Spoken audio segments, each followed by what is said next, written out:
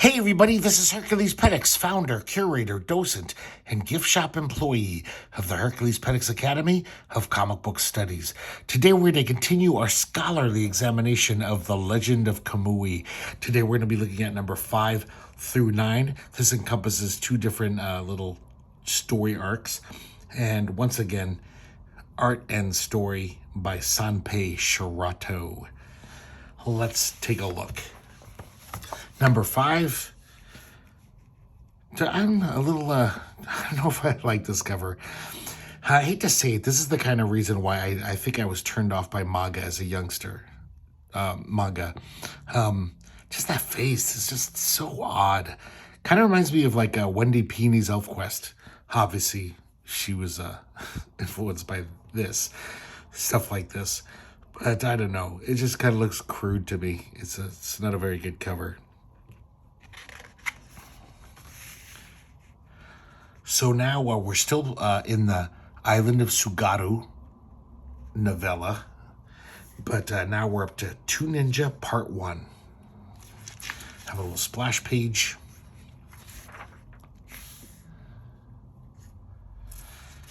And so we're back.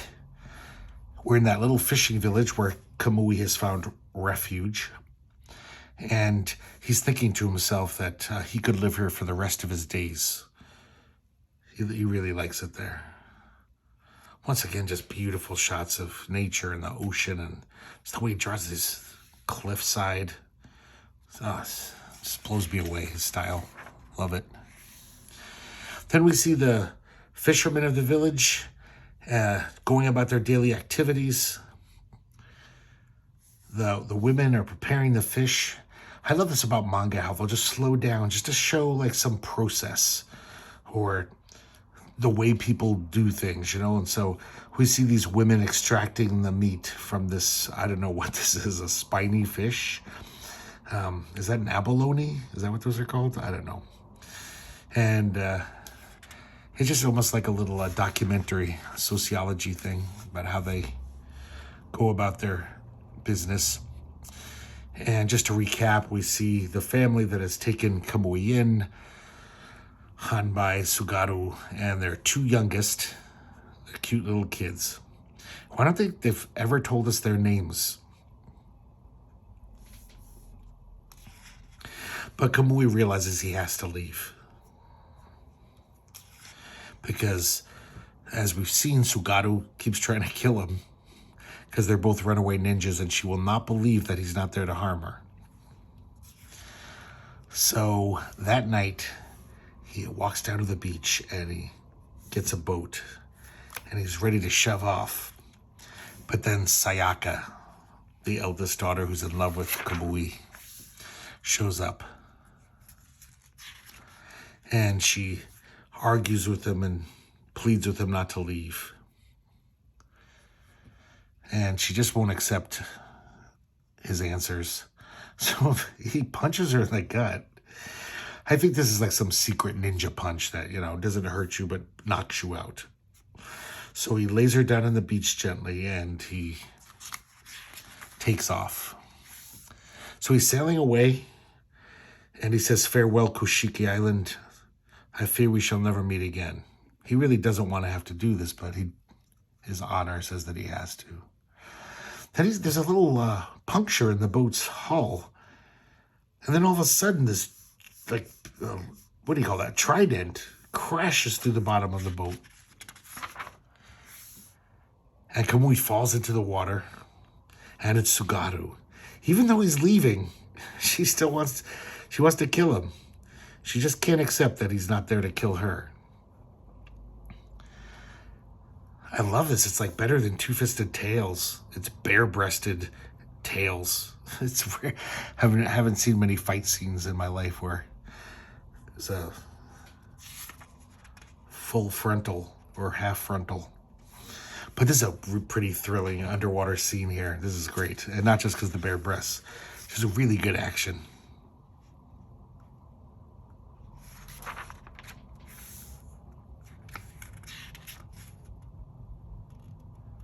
Look at him go. 2 master ninjas plying their trade. Kamui finally makes it to the shore. I love this stuff. They're just hopping around like crickets.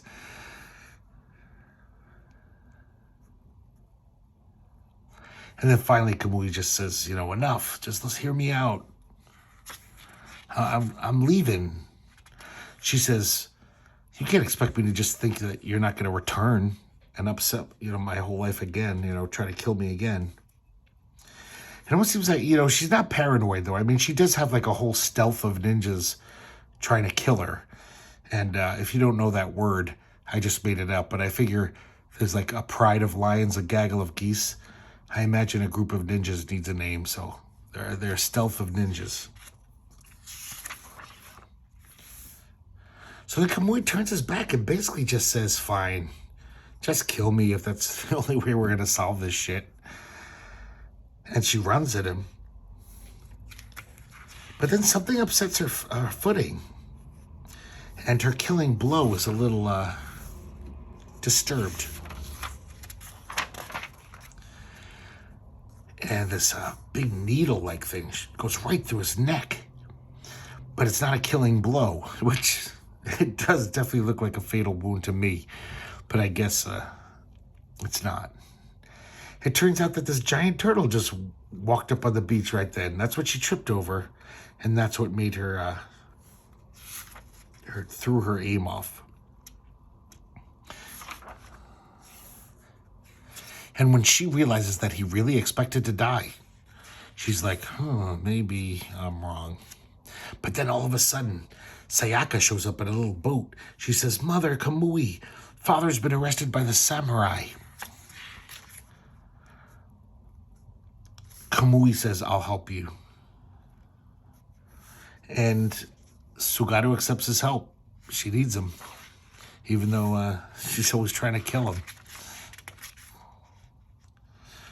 Just another beautiful scene of water, the ocean. So now we see the samurai's castle. That's great. I love that. And, of course, Hanbai's there getting tortured. They're trying to beat a confession out of him. They're pretty sure that he's the one who, killed Ichiro the horse, the samurai lord's horse. They even found his lure. But he won't admit to anything. There's some great pages. I just love this one. The way he's inked. It just kind of, it just shows like how much they're thrashing him and the pain he's going through. I don't know, because it's almost expressionistic. I almost see a little Gary Panter in there, which probably not, but I don't know. Something about it has that kind of raw primalness to it. The Lord comes in and he basically says, we're just going to kill him tomorrow. And they're like, but sir, the law says he has to confess first. I guess that's Japanese law. And he's like, I am the law. We're going to kill him tomorrow. We're going to crucify him and then kill him. We see Kamui and Sugaro in their ninja togs. In their case of the joint. Checking them out. And Sugaro finally basically seems to accept Kamui. She apologizes for almost killing him. And he says, don't worry about it. They take off to the rooftops. They leave. And then we see this other building. We zoom in. God, man, this is so interesting to me. Like, it looks like it's almost like a slightly foggy night. And so many artists would use ink wash or something. But he's just through these scratchy lines. He totally does it. Totally conveys that. It really looks like it's kind of misty and foggy out. It's really just amazing the effects this guy gets out of ink lines. So as we zoom into this building, we see these people all tied up. And they're not like the samurai's men or anything. They're just like some normal folk. And Kamui and Sugaro are robbing them. They're like, give us all the money and we'll let you live. So this confused the hell out of me last time when I was reading. I was like, what? Why are they robbing people when they're supposed to be freeing Hanbai? We have another little educational inside back cover. Children of the Long-Nosed Demons, the Murky Origins of Ninja. Kind of talking about how there's just so much mythology built up around the ninja. We don't really even know exactly what they are or were. Up to number 6, another interesting cover that has nothing to do with what's inside the comic, but kind of different than most of the covers we've seen. 2 Ninja, Part 2. A little nice splash page. And so the samurai is, the Lord is parading Hanbai through the streets on the way to being crucified. Great establishing shot there. They tie him up. And then Kamui and Sugaru start enacting their crazy plan. First, they set fire to this little abandoned hut. Now, it says in the end notes that I guess part of the ninja's skill set was that they're like masters of weather, knowing all about weather, and that helps them do their craft or something. But I don't know, they're like Al Roker or something, I don't know. But they somehow know everything about weather. So they know that the wind is going to be going this way, taking the smoke with them. And then they pay off this farmer basically for all of his cattle. And Kamui throws a knife into the haunches of this big bull. He starts freaking out and starts a stampede, and all the other cows follow him. Man, look at how primal this page is. It's like, I don't know, is it Goya? Those sketches of Goya or El Greco. It's just really amazing illustration. You can feel the power of that stampede. So they're just about to kill Hanbai. And then all of a sudden the executioners start coughing, doubling over, because the smoke is coming this way, and also all the dust from the stampede is preceding the cattle. And the cattle just totally trash everyone. And right behind them are Kamui and Sugaru. Kamui frees him, and they throw some smoke bombs at him to make even more chaos. This is a pretty exciting scene. The Lord orders the riflemen to fire at them, but they dropped all of those little like spikes that ninjas use. So the gunmen are just like falling to the ground. And then we find out why they stole that gold the night before. So it's a public execution. There's all the villagers there watching it. So as they're leaving, they throw all of the gold on the ground, of course, causing pandemonium. All the peasants are just freaking out, trying to get all the gold. So the soldiers can't even make their way through.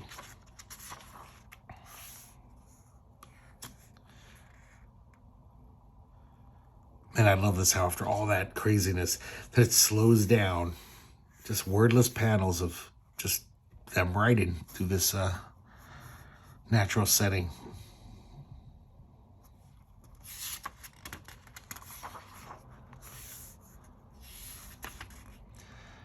Man, look at these just trees. It's just a bunch of ink smudges. And I'm sorry I point this out so much, but just the way he draws rocks is amazing.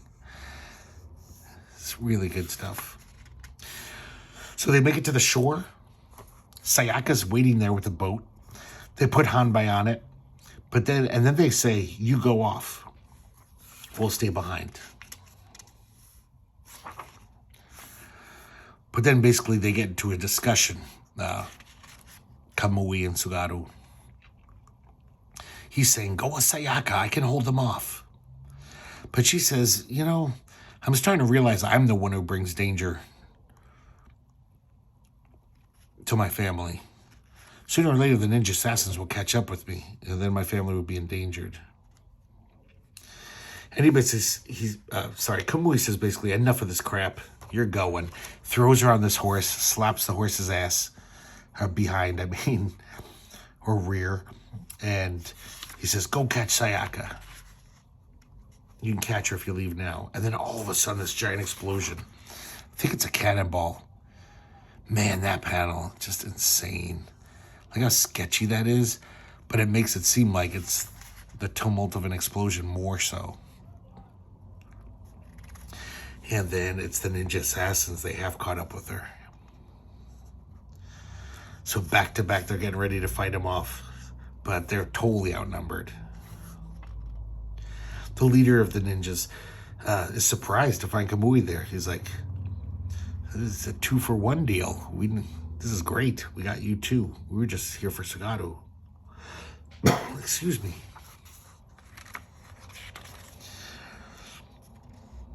So I guess the ninjas even had this like primitive hand grenade.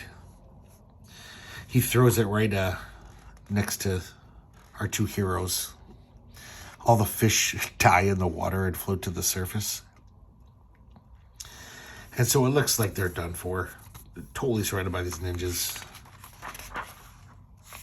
And then all of a sudden, out of nowhere, these spears pierce these ninjas. Almost like these guys from under the water, it looks like. And then these guys appear, cracking necks and stabbing guys in the neck. And so the leader of the ninjas throws one more hand grenade. He's like, die. And then this guy, one of the rescuers, pops up, leaps into the air like totally superheroically, grabs the hand grenade and throws it back at the ninja leader. I love this panel. His head's popping off like a champagne cork. He's got a hand over here flying off. And these guys introduce themselves basically. The leader says, we were sent to rescue you. And they go out to their boat. They have a boat waiting. They collect all the ninja bodies. They want no evidence. So they feed them to the sharks when they're at sea. It's pretty great. So the captain says that he was sent by Hanbai. Apparently this captain owed Hanbai a favor.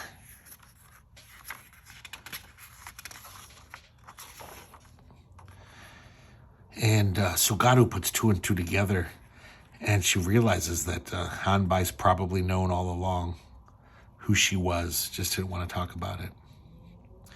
But Kamui's thinking to himself, these men are more than they seem. So, ninja use of wind and fire. Here's where they talk about that weather stuff. It was a very important tool for them. Now we're up to number 7. Another very nice cover. Beautiful painting. Splash page. And now this is the first chapter of The Shell of the Sun and Moon. So now we're in the inland sea on Saki Island. I guess this is the time of year when thousands of mullets, those are kind of fish, not a hairstyle, and they come to the bay there. And the local fishermen, they use this giant net to encircle the whole mass of fish. I love this zooming in. Kind of fun cinematic stuff. So it's a very coordinated effort, because apparently these mullet, they're very skittish, and if anything sets them off, they'll just totally like scatter. So it's almost like they have to trick them to go into this giant net. They're also incredibly strong. Apparently they're if they are startled, they take to the air like flying fish, and they're so powerful that they can knock a man out. If they're jumping at you, they hit you in the head because they're heavy. So it's kind of dangerous. So on the shoreline, everyone from the village is watching expectantly. And we see a bee fly right into the ear of a horse. And the horse starts freaking out. Man, that's such a well-drawn horse there. He's just going crazy, and his hoofs kick this giant cauldron. And it flies through flies through the sky and hits this like cliffside, totally clanging and making this god-awful racket. And look at this. It looks like a giant whirlpool. The fish start freaking out.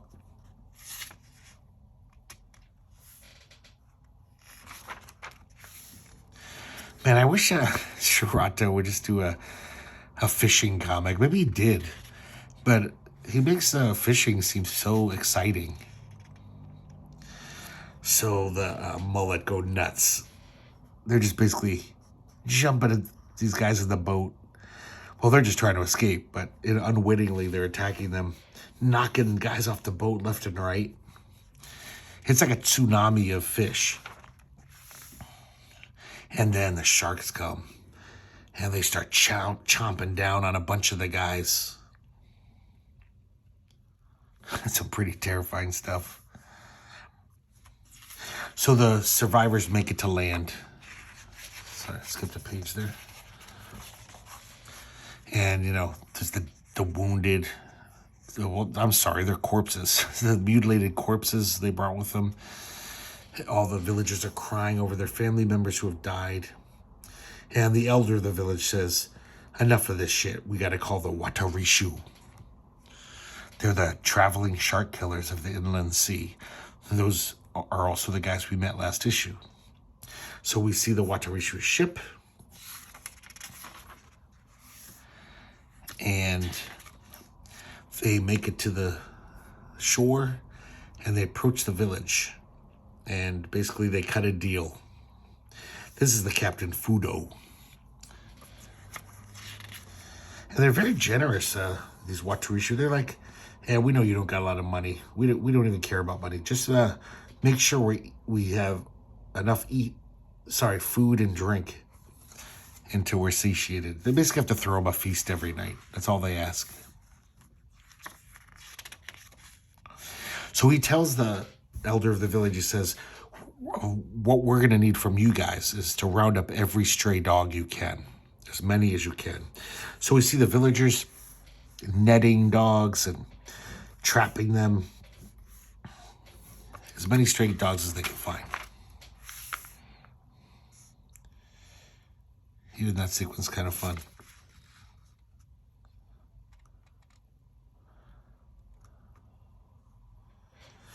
So Kamui goes out with the Watarishu. He's going to accompany them. Hanbai wants to, but Hanbai's still too injured from being tortured.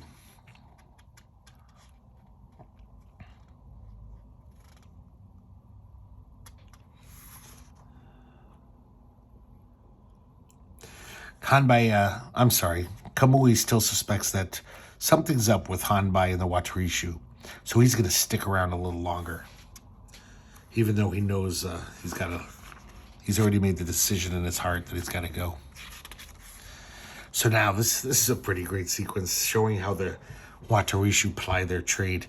It's kind of horrifying because I really like dogs, but they take a dog, throw it in the water, choose as chum. The shark kills it, but it brings it to the surface. And then Fudo totally spears this shark, harpoons it. They beat him with clubs. They hook him in the mouth. Just look at that. Is how exciting that is. Look at this giant mallet. They're just beating these sharks. Look at this poor dog. These poor dogs are like worms on a hook. They just have them out there on a line. And we see that Fudo's pretty damn formidable. Look at him with his sword. He's just chopping these sharks right in half.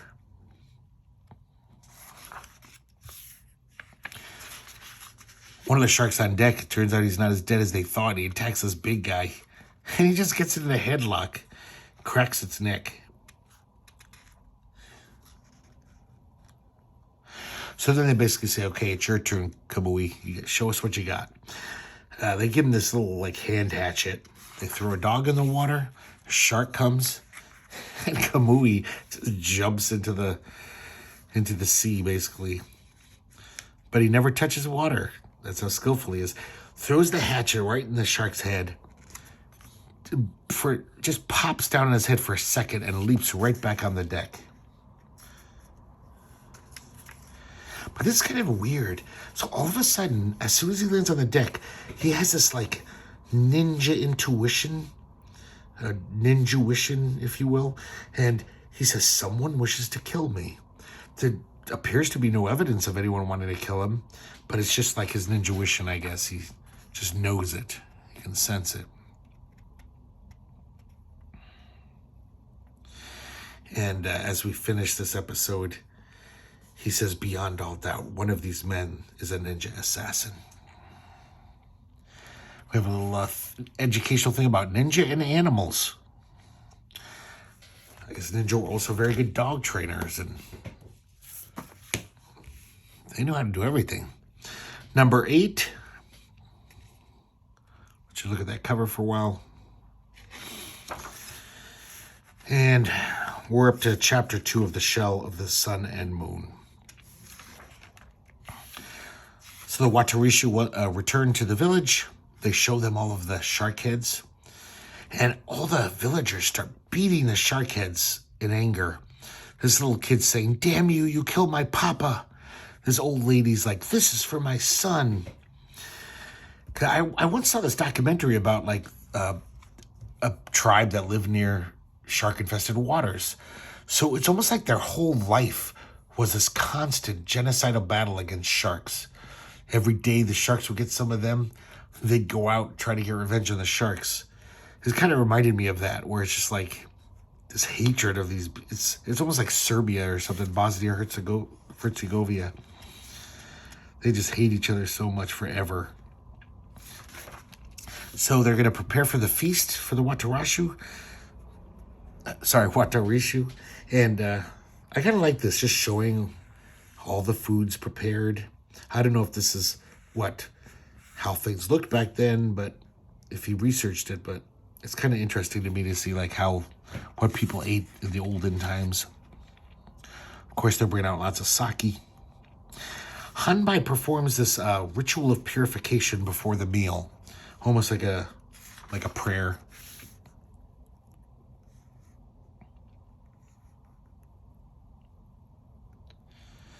And Sayaka informs Kamui that it's a ritual used by the Sanka, the mountain nomads. So we find out a little bit more about Hanbai's mysterious past. That's where he's from. And Kamui's asking him about it a little later. He says that the nomads who settle down on the coast are called Itsuki, so that's him. And Watarishu informs Kamui that they're all mountain nomads. And once when he was wounded, Fudo, he found his way to Kashiki Island where Hanbai saved him, just like Kamui.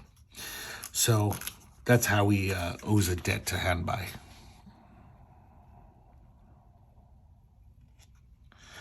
And we learn about the Sanka, a little educational stuff.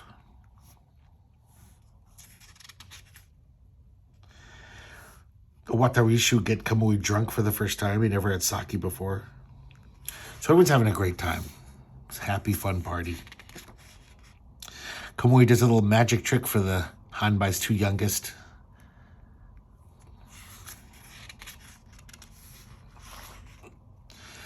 And once again, Kamui's out on that rock into the ocean brooding. Sayaka comes out. She takes off all of her clothes, waves at Kamui, and then dives into the ocean.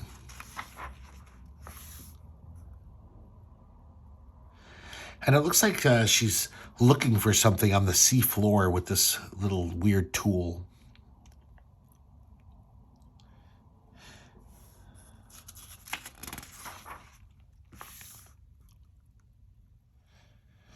And Kamui is worried. She hasn't surfaced in a while. Takes off of his vestments or whatever the hell he's wearing. And he's about to dive in, but then Sayaka comes up and she's holding these two seashells. She says they're the shell of the sun and moon. I guess they have this kind of glow, iridescence to them. She says this half is the sun and this half is the moon. And she gives one half to Kamui, and she keeps the other half. And she says, you must keep it close to you, because if the halves are ever separated, they try to become one again. And then she says, I'm going to be your wife, Kamui. And then Sugaru is calling for Sayaka. She's out on the beach looking for her. Sayaka doesn't want to go, but Kamui says, you got to. It's your mom. Come on. I'll see you soon. So she leaves with her mother.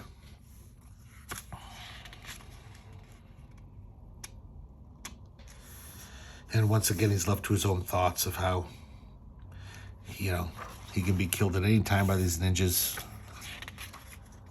And he doesn't want to put anyone in harm's way. So he sails out to the ship of the Watarishu. He wants to figure out what the hell that intuition was before. Wants to snoop around. And he's looking around on the deck. And then all these ninjas attack him. Get ready for some kick-ass shit, guys. Here's some fun stuff.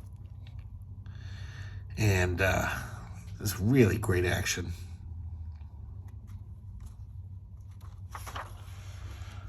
I can almost hear sound effects in my head, like from the Run Run Shaw movies.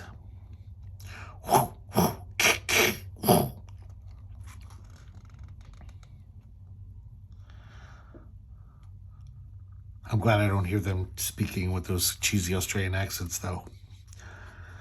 These guys know terrific kung fu. Shit, now that I thought of it, I think I'm going to be thinking it now. So they got him cornered, and they have this weird, weapon on an end of a chain, and it looks like it totally runs Kamui through. We see him in silhouette here. Whack, whack, whack. And the ninjas look down, and it's a shark.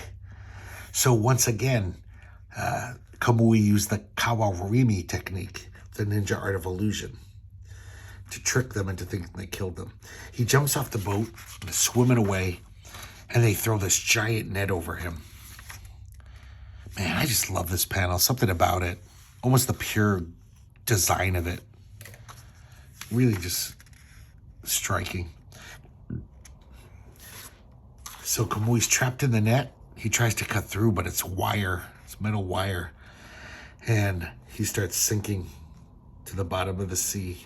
And the last words he thinks are, damn it. To be continued. We finally have a letters page here.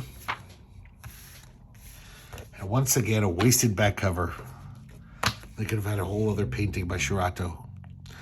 Number 9. This has nothing to do with the insides once again. So here we are at the final chapter of the shell of the sun and moon.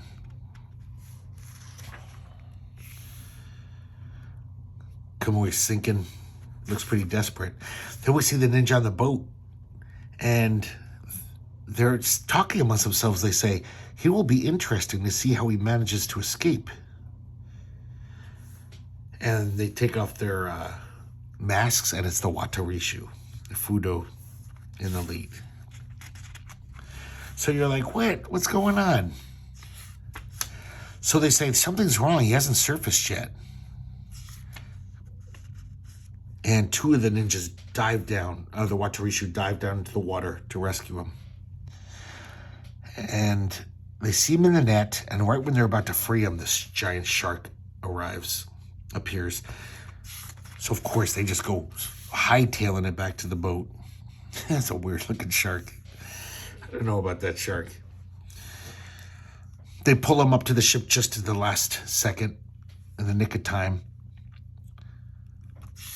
And now we see Kamui back at the bottom of the ocean, of the sea, and We find out through the narrator that one of the ninja's most precious talents is his mental discipline, his willpower.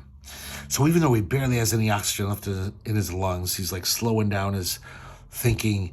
He's not losing his cool, and he's just thinking of any way he can get out of this. But he can't help thinking about everything he's going to miss, his friends and naked Sayaka, of course. And he's just about to give up. And then he sees this like light.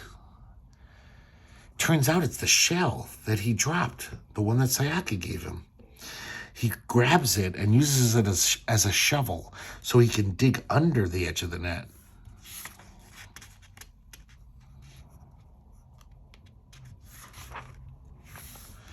And he succeeds. But then right as he's desperately swimming to the surface to get some oxygen, that shark shows up.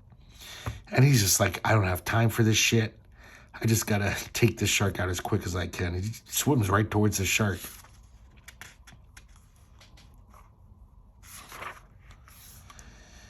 And it appears that he like blinds the shark, or at least distracts him with this shell, this bright shell.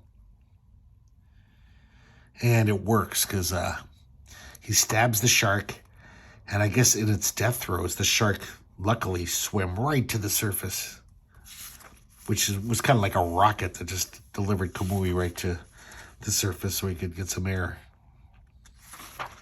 He jumps off the shark nimbly, lands right on the ship's mast. And they say, Kamui, it's us. He's like, yeah, what the hell's going on here? And they're like, sorry, we had to test you. We had to see what kind of ninja you were. And it turns out they're Nukenin, just like Kamui. They're apostate ninjas who are on the run.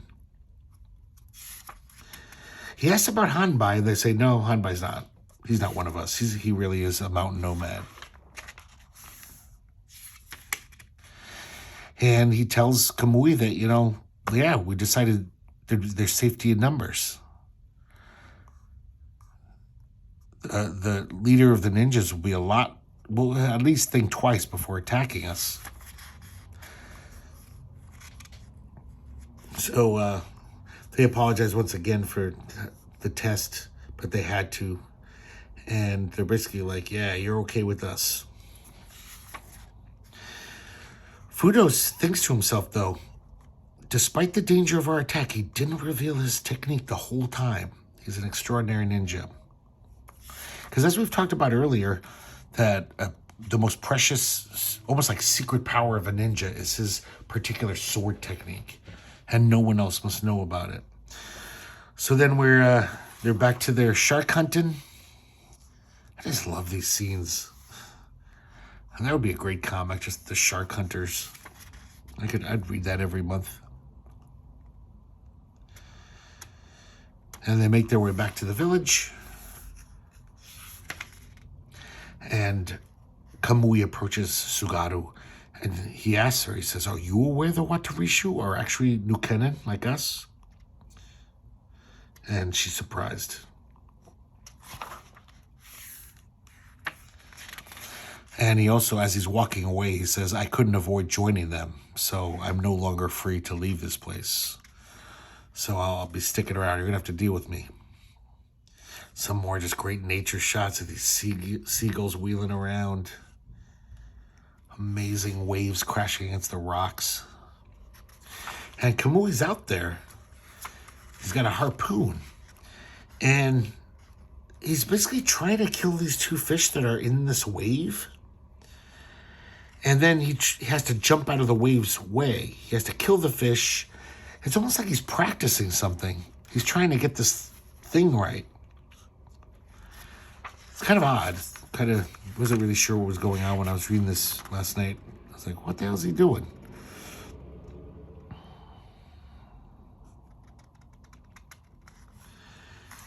And he just keeps failing, but keeps trying again and again. Meanwhile, Sugaru and Sayaka are watching him from a distance. Sayaka just thinks he's practicing his harpooning so he can be a better fisherman.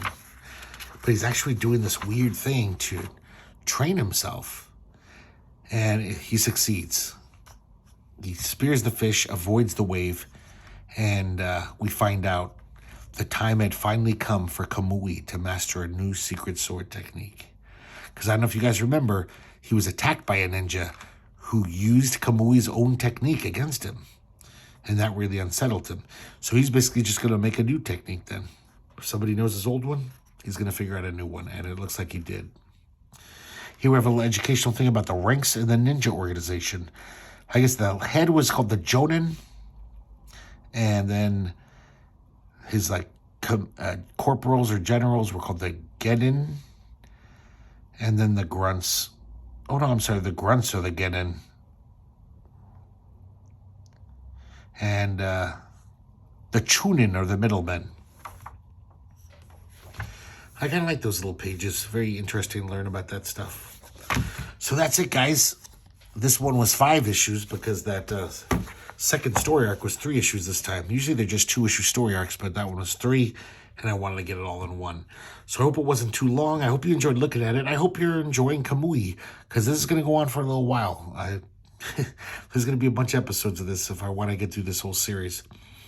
But thanks for watching, and I hope to see you next time here at the herculespetix Academy of Comic Book Studies.